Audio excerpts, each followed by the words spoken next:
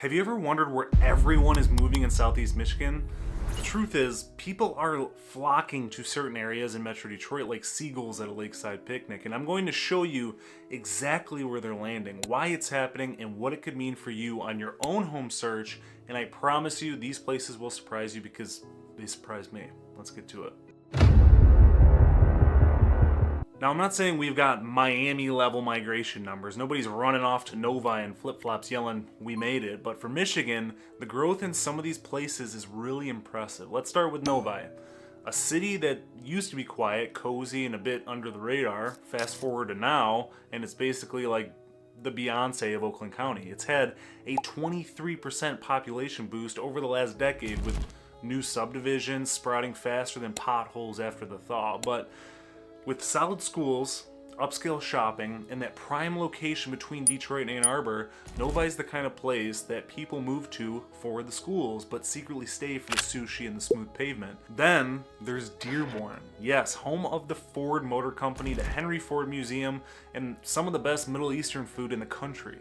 Dearborn has seen steady growth, especially among families and professionals who want to be close to major job hubs while still living in a community that feels, well, like a community.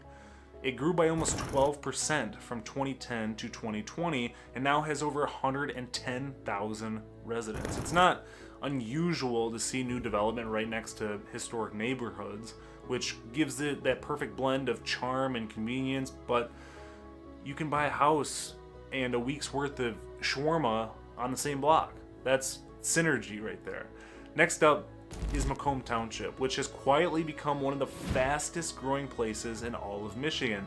It added over 12,000 people in the past decade, making it the single largest numeric gain in the state. It's the ultimate drive until you qualify zone where you can still snag a brand new colonial without selling your kidneys. With a 15% population jump and tons of new builds, Macomb Township is where space, affordability, and good schools come together like a well-planned subdivision.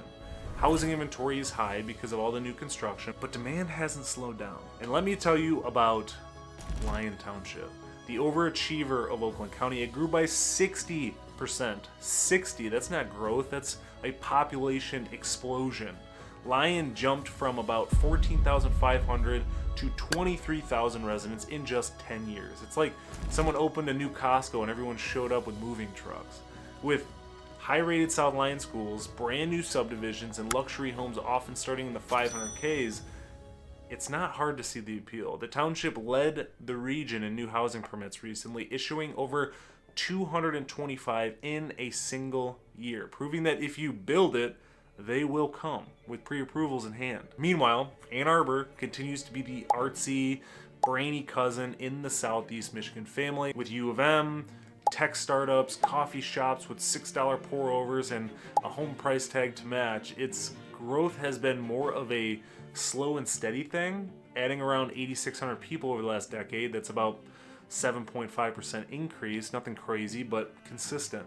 And despite the high cost of living, it remains one of the most desirable places to live in the entire state. Ann Arbor's median home price is above $450,000, and its neighboring city, Ypsilanti, is now seeing spillover in demand, especially from buyers priced out of AA who still want charm and culture with a little bit more breathing room in the budget. All right, let's not forget Hamtramck, the tiny city within Detroit that gained nearly 30% more residents over the last decade. This 2-square-mile gem saw its population grow from about 22,000 to 28,000, making it Michigan's densest city. Hamtramck is a melting pot of cultures with coffee houses, Bangladeshi sweet spots, Polish bakeries, and the artist lofts all crammed into one vibrant grid. This is a city in America that is just oozing with culture, and you go there for the punchkis. I mean, you gotta go there for the punchkis. And the energy is palpable. Leaders have celebrated the growth as a big win, a sign that Hamtramck is thriving thanks to community, culture, and yes, maybe a few Instagrammable murals too. Speaking of unexpected comebacks, Detroit itself has finally seen population growth for the first time since 1987. The city gained just under 2,000 residents in 2022 to 2023, and while that number might not sound huge, it's the first bump in a very, very long time. That growth is thanks in part to the downtown and midtown revivals, plus new developments like the Michigan Central Innovation Campus in Corktown and Amazon's nearby distribution centers. Detroit's home prices have jumped 72% since 2020. Though when your starting point is 46K, there's nowhere to go but up. Still, it signals renewed faith in the city. With more people believing Detroit's comeback is real, you've got new restaurants, breweries, walkable neighborhoods, and just enough grit to keep it interesting. Now zooming back out, let's talk about other suburbs getting a lot of love lately. Canton Township is booming with nearly 100,000 residents and a 9.4% population gain. It's got solid schools, new developments everywhere, and a location that puts you halfway between Detroit and Ann Arbor. Plus, let's be honest, having an IKEA right there is practically a lifestyle choice. Troy's another one with consistent appeal. It's got jobs, shopping, and homes that sell extremely fast. Dearborn Heights, it's seen a 10 to 12% rise in population thanks to affordable housing and proximity to Dearborn's job center.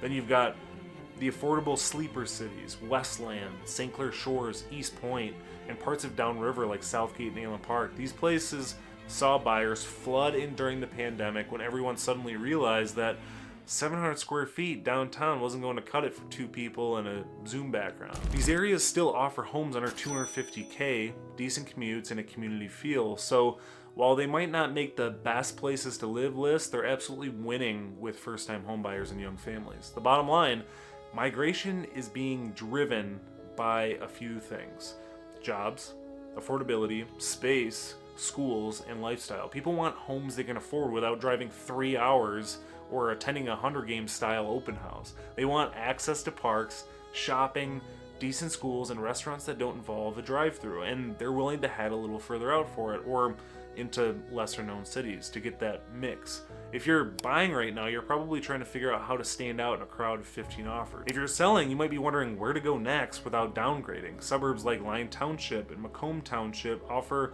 brand new homes and booming developments. Places like Novi and Troy bring the school rankings and corporate employers. Hamtramck and Detroit give you culture, art, and a sense of revival. Ann Arbor still reigns supreme for those who love academia and bougie bookstores. And then there's the hidden affordability of places like Westland, East Point, and downriver for the buyer who wants value and a driveway. So now I'm curious, were you surprised by these places that I put on the list here? Drop your thoughts in the comments below. And as always, if you're looking to move to Michigan in one day or a trillion, I help people do just that. I would be happy to be your go-to resource. Also, I have a link to the Living in Michigan newsletter in the description so you can bury yourself in all things Michigan. Thanks for watching. Till next time.